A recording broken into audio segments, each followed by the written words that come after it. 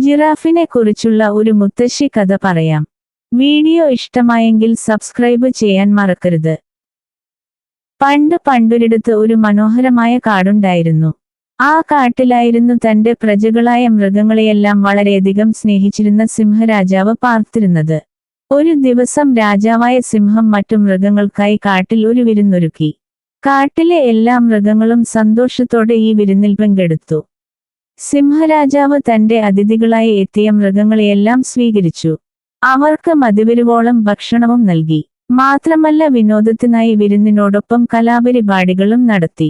അതിനായി സിംഹരാജാവ് ആദ്യം ക്ഷണിച്ചത് പാട്ടുകാരനായ കുയിലിനെ ആയിരുന്നു. കുയിൽ അതിമനോഹരമായി തന്നെ പാടി. കാട്ടിലെ മൃഗങ്ങളെല്ലാം തന്നെ കുയിലിന്റെ പാട്ട് നന്നായി ആസ്വദിച്ചു. കുയിൽ പാടി കഴിഞ്ഞതും മൃഗങ്ങൾക്കെല്ലാം ഒരു നൃത്തം വേണം എന്നായി. ഇതു കേട്ട സിംഹരാജാവ് കാണികളായി ഇരുന്ന മൃഗങ്ങളോടായി ഇപ്രകാരം പറഞ്ഞു: നിങ്ങളിൽ നൃത്തം ചെയ്യാൻ അറിയാവുന്ന ഒരാൾ സ്വയം മുന്നോട്ട് വന്ന് നൃത്തം ചെയ്യുക. എല്ലാവരെയും സന്തോഷിപ്പിക്കുക. സിംഹരാജാവ് ഇതു പറഞ്ഞതും കുരങ്ങൻ സന്തോഷത്തോടെ നൃത്തം ചെയ്യുവാനായി മുന്നോട്ട് വന്നു. അവൻ വളരെ മനോഹരമായി തന്നെ നൃത്തം ചെയ്തു. ഇതു കണ്ട മറ്റു മൃഗങ്ങൾക്കെല്ലാം സന്തോഷമായി. അവർ ആർപ്പു വിളിക്കാനും കൂടെ ആടാനും തുടങ്ങി. കാണികളുടെ നൃത്തം നന്നായി ആസ്വദിക്കുന്നു എന്ന് മനസ്സിലാക്കിയ കുരങ്ങൻ ഉത്സാഹത്തോടെ തന്നെ നൃത്തം ചെയ്തു.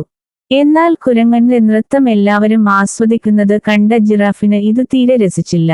അവൻ എല്ലാവരോടുമായി പറഞ്ഞു: എത്ര മോശമായിട്ടാണ് ഈ കുരങ്ങൻ നൃത്തം ചെയ്യുന്നത്. നിങ്ങൾ എന്തിനാണ് ഇതു കണ്ട് ഇത്രയും ആവേശം കൊള്ളുന്നത്? എന്നാൽ ജിറാഫ് പറഞ്ഞത് മറ്റു മൃഗങ്ങൾക്കൊന്നും തന്നെ തീരെ ഇഷ്ടപ്പെട്ടില്ല. അപ്പോൾ ഒരു കുറുക്കൻ ജിറാഫിനോട് ചോദിച്ചു: നിനക്ക് കുരങ്ങൻ നൃത്തം ചെയ്യുന്നത് ഇഷ്ടപ്പെടാത്തതിനു കാരണം തീർച്ചയായും അതിലും നന്നായി നിനക്ക് നൃത്തം ചെയ്യാൻ കഴിയുന്നത് കൊണ്ടായിരിക്കുമല്ലേ?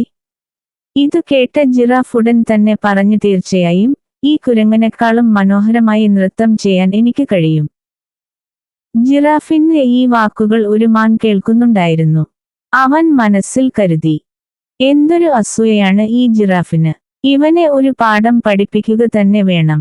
അതിനായി മാൻ ഒരു സൂത്രം ഒപ്പിച്ചു.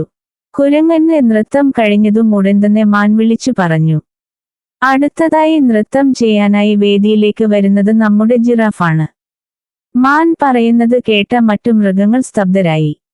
ജിറാഫ് നൃത്തം ചെയ്യുവാനോ? ഈ ശരീരവും വച്ചു എങ്ങനെയാണ് അവനെ കൊണ്ട് നൃത്തം ചെയ്യുവാൻ സാധിക്കുന്നത്? അവർ പരസ്പരം പിറുപിറുത്തു.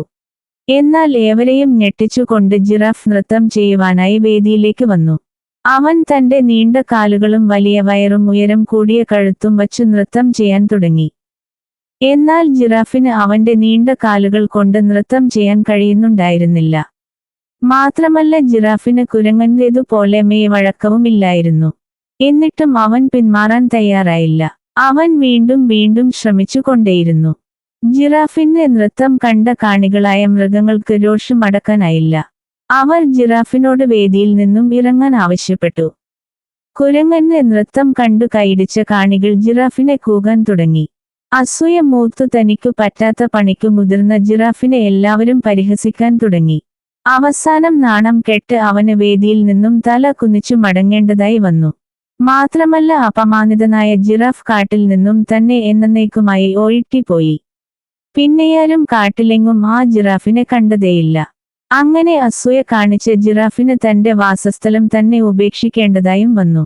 അസൂയ നമ്മളെ പലപ്പോഴും അന്ധരാക്കുകയും ആപത്തിൽ കൊണ്ടു ചാടിക്കുകയും ചെയ്യും.